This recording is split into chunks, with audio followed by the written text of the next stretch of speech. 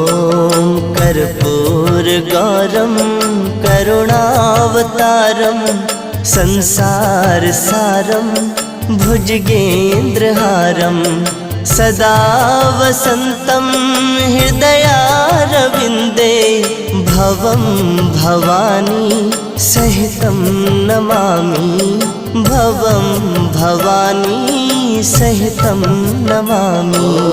कर्पूरगौरं करुणावतारं संसारसारं